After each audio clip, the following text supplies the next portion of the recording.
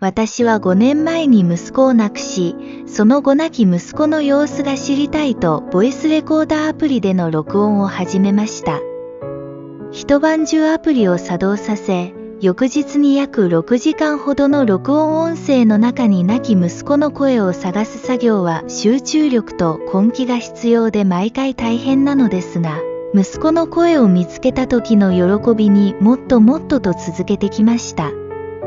そのようにして撮れた録音音声の中で、今回はその音声を聞いた際、私的に衝撃を受けた音声と、切なくなってしまった音声の2つをご紹介します。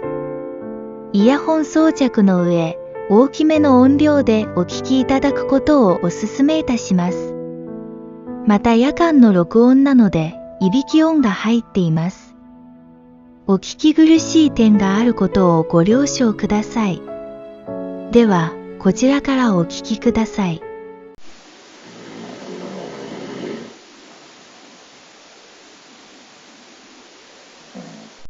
もう一度。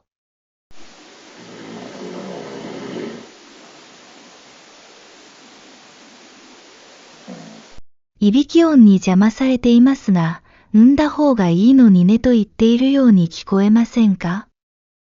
もう一度お聞きください。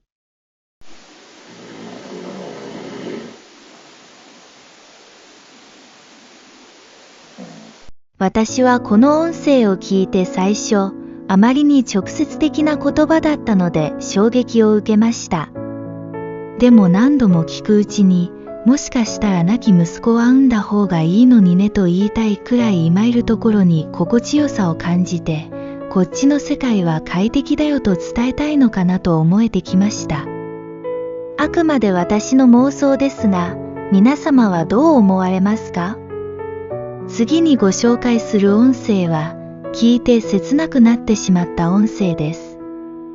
では、どうぞお聞きください。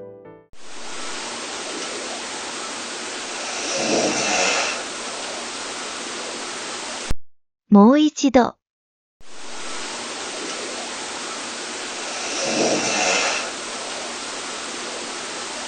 私には喋りたいと聞こえるのですが、いかがでしょうか？もう一度お聞きください。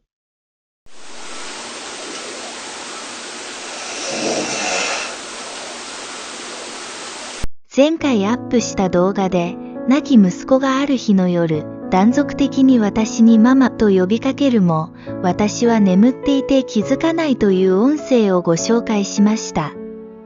この日に限らず亡き息子に呼ばれても大きな音を立てられても、私は全く気づくことができません。自分に霊感さえあれば息子と話すことができたかもしれないと、そのような音声を聞くたびに悔しく思います。同時に、話しかけても気づいてもらえないという亡き息子の心情を思うとかわいそうでたまらなくなります。こういった経緯があるので、いつもの息子の声ではないように聞こえるものの、この喋りたいという音声に大変切なくなりました。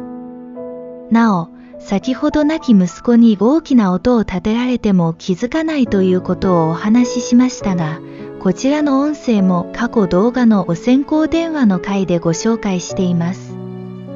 よろしければ合わせてご覧ください。最後までご視聴いただきありがとうございました。